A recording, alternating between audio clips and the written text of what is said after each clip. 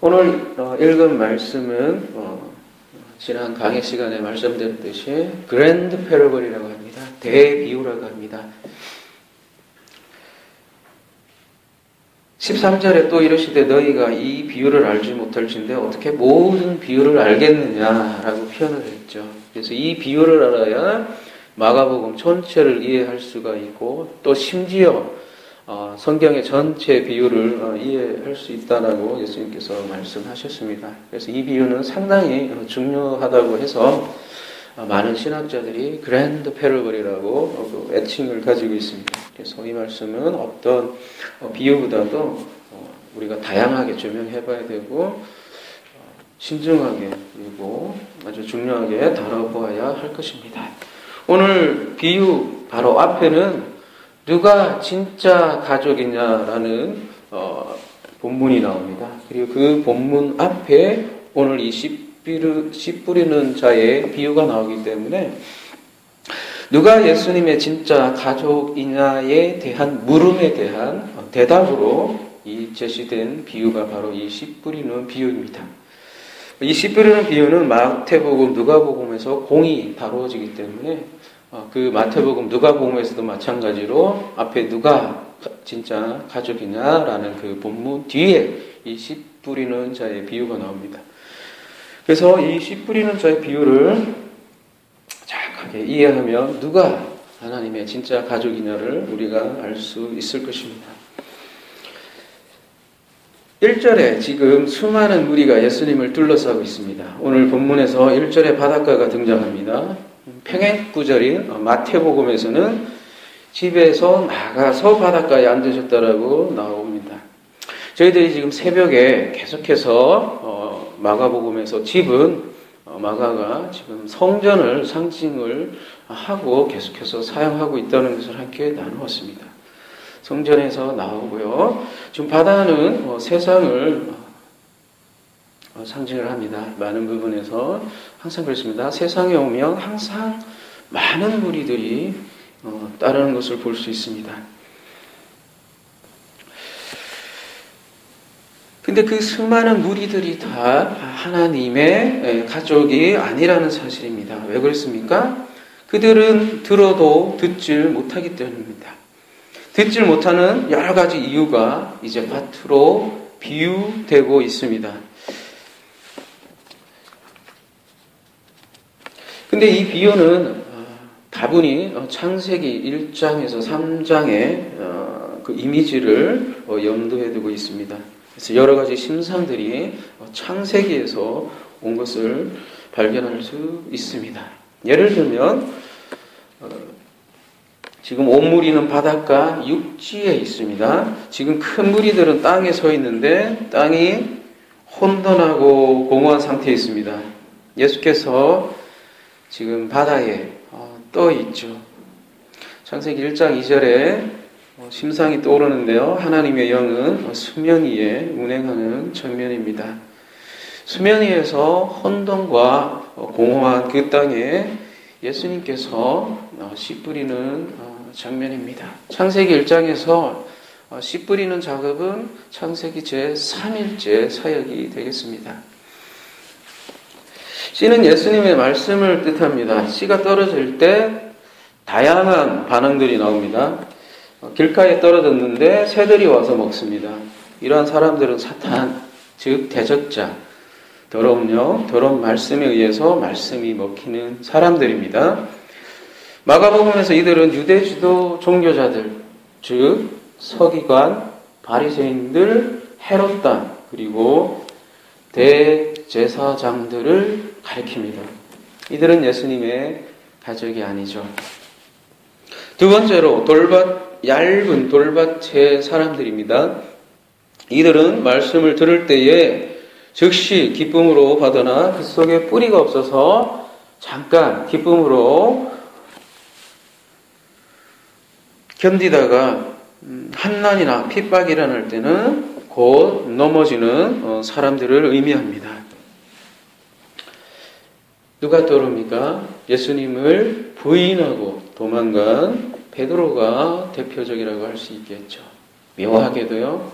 베드로의 뜻이 페트로, 돌입니다. 그래서 이 베드로를 연상하게 하고요. 또한 마가복음 14장 27절에 보면 너희가 다 나를 버리리라고 하시는데 제자들 또한 이 부류에 속할 수 있습니다. 세 번째, 가시떨기밭의 사람들입니다. 이들은 세상의 염려, 재물의 유혹, 기타 욕심 때문에 말씀을 듣지 못하는 사람들입니다. 마가복음에서는 이러한 사람들은 처음에는 말씀을 달게 받지만 자신의 명예와 권력과 이런 명예와 권력에 집착해서 세례 요한을 죽이게 된 헤롯 왕 6장에 나오고요. 그 다음에 재물 때문에 근심하여 예수님을 따르지 못한 부자 청년 10장에 나오죠. 그리고 진리보다 권력의 눈이 어두워서 예수님을 넘겨준 빌라도 15장에 나오죠. 재물과 세상 욕심으로 예수를 판 가룟 유다 14장에 나옵니다.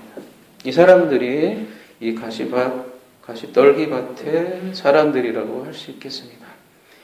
이렇게 마가는 수많은 종류의 신앙인들을 이렇게 밭으로 이렇게 묶어서 얘기하고 있습니다. 그렇다면 좋은 땅은 어느 땅입니까? 이 좋은 땅만 이 듣고라는 시제가요, 현재 시제예요. 그리고 다른 밭들은 전부 다 부정 과거로 되어 있어요. 그래서 이것은 좋은 밭은 들음의 계속 지속성을 뜻하는 거예요. 계속 들어야 된다는 거예요. 계속. 그래서 이들에 해당하는 자들은 누구냐면 고침받았던 문둥병자 1장에 나와요. 그 다음에 거라사 강인 5장에 나옵니다. 혈루증 여인 5장에 나오고요. 해당장 야이로 5장에 나옵니다. 수로보니게 여인 7장에 나옵니다. 거지 소경 바디메오 10장에 나옵니다. 성경의 가난한 과부 12장에 나옵니다. 향유부은 여인 14장에 나옵니다. 이들이 좋은 땅들에 속하는 것이죠. 그래서 이 비유를 마가복음 전체를 이렇게 스케치한다고 해서 그랜드 패러블이라고 그렇게 얘기를 합니다. 그런데 한 가지 또 질문을 한번 해봅시다. 왜 하필이면 4가지 밭일까요? 이 질문에 대한 답도 창세기에 있습니다. 창세기 1장은 새벽 강의를 통해서 여러 번 말씀드렸는데 7가지 날을 통해서 7가지 맹세, 즉 안식일, 샤바트에 대한 관한 것이라고 말씀드렸습니다. 그리고 창세기 2장부터 그것을 실현하기 위해서 에덴 동산이 등장을 합니다. 그런데 에덴 동산에 흐르는 강이 4개의 강이 있습니다. 그런데 이 흐르는 4가지 강이 의미심장한 뜻이 있습니다. 첫 번째 강은 비손입니다. 이 비손의 뜻은 흩어지다, 퍼지다, 씨를 뿌리다라는 뜻이 있습니다. 그리고 오늘 본문의 길가에 해당합니다. 이 길가에 씨를 뿌리는 장면이죠. 두 번째 강은 기혼입니다. 이 기혼이라는 그 뜻은 해산에 쓰고 터져 나오다라는 것입니다. 돌밭에 해당합니다. 여러분, 베드로라는 인물이 그 수제자로 탄생하기 위해서는 수많은 해산의 수고와 아픔과 그를 통해서 베드로라는 인물이 여러분 나왔습니다. 그냥 수제자 베드로가 된 것이 아니에요. 뒤에서 더 말씀드릴게요. 그 세 번째 강은 힛대결입니다. 힛대결은 가시와 엉겅퀴로 찌르다라는 뜻입니다. 그래서 가시떨기 밭이죠. 성경에서 가시와 엉겅퀴는 율법을 상징합니다. 그리고 마지막 강은 유프라테 강인데요. 솟아나오다, 열매를 맺다라는 뜻입니다. 그래서 좋은 땅을 말하는 것이죠. 그래서 네 밭은 복음에 반응하는 다양한 사람들을 뜻하기도 하지만 창세기의 네 강처럼 일종의 한 사람, 씨를 뿌려서 그 해산의 고통을 가지고 율법이라는 가시와 가시나무와 엉겅퀴를 넘어서 진리 열매를 맺는 과정으로 이해할 수 있습니다. 두 번째 질문요. 그러면 하필이면 왜 30배, 60배, 100배냐는 것이죠.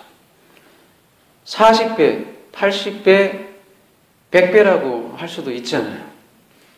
아이고 뭐 그런 걸 따지냐. 그냥 쓴 거겠지. 이렇게 하면 성경 아무것도 읽을 수 없죠. 항상 그런 질문을 던져야 된다고 봅니다. 여러분 팔레스틴 땅 전체를 놓고 볼 때 평균적으로 10배의 수확을 얻는다고 합니다. 그런데 지금 100배의 열매를 맺는다는 것은 엄청난 풍작이죠. 근데 이 비유가 사실 농사의 예를 들어서 우리에게 비유를 하지만 농사 얘기하자고 하는 것은 아니거든요. 어제도 말씀드렸지만, 그죠? 비유라는 것은 보좌관념을 통해서 원관념, 즉 작가의 생각을 드러내는 것이 비유라고 했습니다. 이 비유는 농사를 보좌관념으로 해서 원관념, 즉 하나님 나라를 설명하려고 하는 것입니다. 그래서 이 30배, 60배, 100배 왜 하필 이렇게 표현했느냐? 이것을 우리가 알면 오늘의 비유에서 또 다른 저희들에게 진리를 준다고 저는 믿습니다. 그래서 이 30배, 60배, 100배 왜 이렇게 표현을 했냐? 그 답도 창세기에 있습니다. 창세기는 첫째 날을 빛, 둘째 날을 간단하게 하면 물, 셋째 날은 씨입니다. 그리고 창조 사역이 셋째 날에 1차적으로 완성이 됩니다. 그래서 예수 그리스도도 3일 만에 부활하는 것입니다. 그리고 넷째 날부터 여섯째 날은 첫째 날부터 셋째 날까지의 구체적인 진술로 되어 있습니다. 여러분 그래서 창세기 1장의 첫째 날부터 셋째 날까지는 상당히 정적이에요. 근데 넷째 날부터는 굉장히 동적이에요. 막 생물들이 살아 숨쉬고 해와 달과 별이 드러나고 첫째 날의 빛은 하잖아요. 근데 넷째 날부터는 해, 달, 별 막 우주가 막 움직이고요. 둘째 날은 물과 물이 나눠져 있지만 넷째 날, 다섯째 날은 거기에 막 새들이 충만하고 고기들이 막 뛰잖아요. 그 다음에 셋째 날에 씨를 뿌려요. 그랬더니 여섯째 날은 동물들, 생물들이 충만하다는 뜻이 그 뜻이거든요. 그리고 마지막으로 그 씨를 뿌렸더니 남자와 여자가 완성되는 그런 장면을 창세기에서는 그리고 있는 것이죠. 그래서 이 창세기 1장에서 그 중에서도 굉장히 중요한 날이 창세기 3일째인데요. 바로 거기에 우리 씨 맺는 채소, 씨 가진 나무 이런 것들을 표현되어 있지만 궁극적으로 하나님께서 씨 뿌리는 작업을 하는 날이 3일입니다. 그리고 이 3일의 짝은 연결되는 것은 6일째 사역이라는 것이죠. 씨를 뿌려서 뭘 하자는 이야기죠, 도대체? 씨를 뿌려서 남자, 여자, 그 원어로는 자카, 레케 바라는 것이에요. 왜 남자와 여자로 제가 얘기 안 하냐면 이 자칼과 네케바는 조금 틀려요. 우리하고. 여러분 타락하지 않은 남자, 여자예요. 우리가 지금 이렇게 이 모양, 이 꼴의 남자, 여자가 아니라 완벽 그 자체의 남자, 여자를 자칼, 네케바라 그래요. 하나님과 완벽하게 연합한 사람을 표현할 때 자칼, 네케바라고 표현을 하는 것이죠. 그래서 창세기 1장은 결국 자칼, 네케바를 이루어가는 하나님의 언약이라고 볼 수 있습니다. 결국 하나님과 완전한 연합이 구원입니다. 그 구원을 어떻게 이루어 가시는가 하면 언약의 내용을 통해서 이루어가는 것이죠. 그 언약의 내용이 무엇이냐면 우리가 흔히 얘기하는 율법이라고 합니다. 잃어버린 한 드라크마를 찾는 여인이 있습니다. 10드라크마는 그녀의 결혼의 지참금, 케투바라고 하죠. 지참금이었습니다. 그런데 이 여인이 동전 하나를 잃어버려요. 이 동전 하나를 잃어버리면 나머지 9가지 동전이 아무 쓸모가 없어요. 그냥 파혼당하는 거예요. 그렇기 때문에 이 여인은 열심히 이 한 드라크마를 찾아요. 그래서 반드시 10을 만들어야 돼요. 10개의 동전을 만들어야 됩니다. 그래서 10은 그런 숫자입니다. 완성된 숫자예요.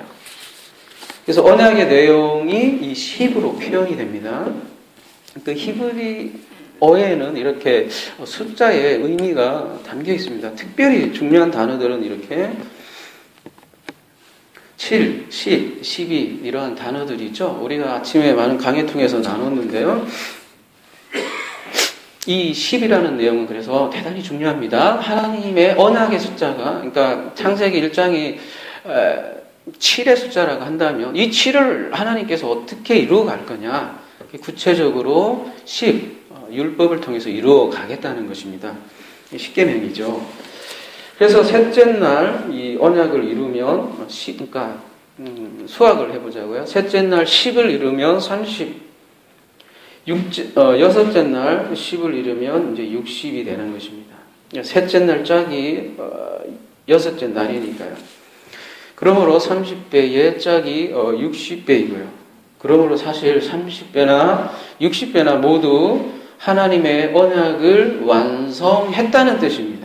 우리가 어떻게 물리적으로 양적으로 이게 막 30배, 60배 불리겠다는 얘기가 아닙니다. 그러니까 10 뿌리는 비유는 우리가 어떤 우리들의 소원 성취를 위해서 기도를 했더니 30배, 60배, 100배에 되돌려준다는 얘기가 아닙니다. 우리가 헌금을 100원을 했더니 30배, 60배, 100배 돌려주더라. 이런 우리들의 욕망의 성취를 하는 그런 말씀들이 아닌다는 것이죠. 내가 너희를 30, 60으로 이루어 가겠다는 것입니다. 그러면 100은 뭡니까? 100은 10의 10을 이루는 것인데요. 그죠? 100은 진리의 사람, 마지막 완성을 뜻하는 것인데요. 여러분, 아브라함이 예수를 상징하는 이삭을 몇 세 때 낳았습니까? 100세입니다. 누가복음에 보면 100마리 양 비유가 나오죠. 한 마리 양을 잃어버립니다. 99마리 양을 놔두고 잃어버린 한 마리 양을 찾으러 갑니다. 99는 그래서 진리가 되지 않은 아브람을 상징하죠. 10 뿌리는 비유는 그래서 한 사람이 어떻게 진리의 사람으로 세워져 가는가를 보여주고 있습니다. 아브람에서 아브라함이 되는 어떻게 그러니까 아브라함으로 되는 것을 보여주는 것이라고 할 수 있겠습니다. 근데 이 씨는 그냥 뿌려지지 않는다는 거예요, 여러분. 예수님께서 죽음으로 씨가 뿌려진다는 것이에요. 희생이 있는 씨 뿌림이라는 거죠.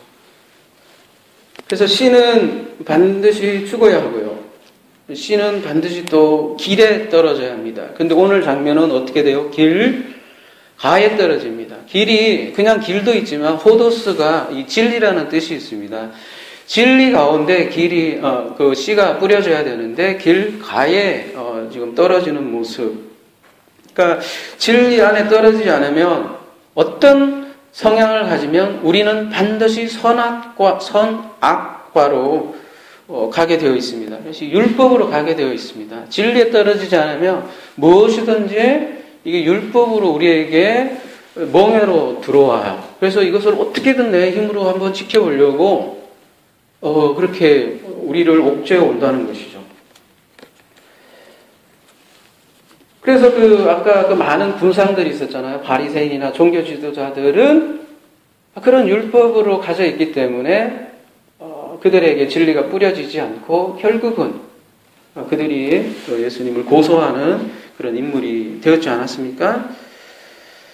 그래서 우리가 진리에 뿌려지지 않으면 율법으로 가게 되어 있고, 그래서 얇은 돌밭이 등장을 합니다. 베드로가 아까 바로 그런 인물들이라고 말씀드렸죠. 베드로가 어떤 인물입니까?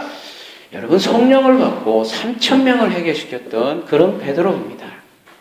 그럼에도 불구하고 베드로가 어떤 일이 있었냐면 사도 바울과 싸우는 일이 있었습니다. 왜요? 베드로는 여전히 율법과 복음을 혼동하고 있었습니다.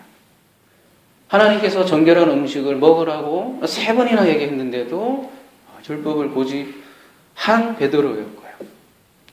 우리가 이렇게 성령을 받아도 사람이 한꺼번에 변하지 않는다는 것을 우리 베드로를 통해서 알 수가 있습니다. 베드로가 수제자예요. 하루아침에 3,000명을 해결했는 그 베드로도 그 율법 때문에 상당히 고민을 많이 했었어요. 계속 돌을 갈아엎는 그 작업을 베드로도 심지어는 여러분 했고, 그리고 그 베드로가 마지막으로 완성이 돼서 베드로 전후서를 기록한 것이죠. 그전에는 베드로조차도 그 이방인이 왔을 때 도망가고 그랬잖아요. 그리고 할례라는 그 율법을 완전히 벗어던지지 못했어요. 그래서 사도 바울이 베드로를 꾸짖는 장면이 나와요.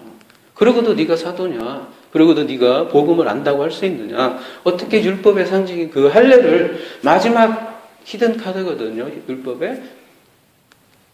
근데 어떻게 돼요? 이제 예루살렘 성전이 다 없어지고 나니까 율법을 놓을 수 있었죠. 그리고 가시떨기는 율법을 상징을 합니다. 그래서 그렇게 율법은 우리를 끊임없이 이렇게 목을 끝까지 조르죠. 이것을 극복해야 여러분 옥토가 됩니다. 우리가 근데 문제는 원래 옥토가 아니었다는 사실입니다. 우리 모두가 처음부터 옥토인 사람이 아무도 없습니다. 옥토에 떨어졌기 때문에 열매를 맺는 것이 아니라 이러한 과정을 통해서 열매가 맺어지는 것입니다. 이게 우리의 힘으로 되는 것입니까? 아닙니다. 하나님의 열심으로, 그죠? 돌밭 같은 베드로, 우리, 그 다음에 가시떨기 같은 우리를 뒤집어 엎어서 옥토로 만드시는 것이죠. 그리고 그 절정에는 예수의 죽음으로 열매가 맺어지는 것입니다. 하나님의 끊임없는 열심으로 길가, 돌밭, 가시떨기 땅이 옥토가 되는 것입니다. 아브라함이 100살 때 이삭을 얻었을 때에 그의 힘으로 얻었습니까? 아닙니다. 하나님이 언약을 해주셨고 그 언약을 반드시 이루어오겠다는 그 하나님의 열심으로 이루어 가신 것이죠. 그래서 우리를 30, 60, 100으로 만드신 분이 하나님입니다. 하나님이 맹세를 하셨기 때문에 그 맹세는 반드시 하나님이 이루어 가시기 때문입니다. 그렇다면 마지막으로 우리는 무엇을 해야 합니까? 딱 하나입니다. 오늘 비유에서 가장 강조하는 것은 지난 강의에도 말씀드렸듯이 3절에 들어라, 9절의 마지막 결론은 들어라. 다른 거 없습니다. 쉐마 이스라엘, 쉐마 이스라엘. 듣는 것이 왜 그렇게 중요할까요? 그래서 마가복음 4장에는 이 쉐마, 들어라, 무려 13번이 나옵니다. 다른 거 할 거 없습니다, 여러분. 일단 들으십시오. 하나님의 말씀 계속 들어야 알아야 뭘 할 거 아니겠습니까? 그죠? 그래서 들으면서 믿음이 나온다고 그렇게 말씀을 하십니다. 듣고 하나님을 알아가는 것, 그게 신앙생활입니다. 그래서 알면 어느 순간 자신이 아브람에서 어느덧 아브라함이 된 자신을 발견할 것입니다. 기도하겠습니다.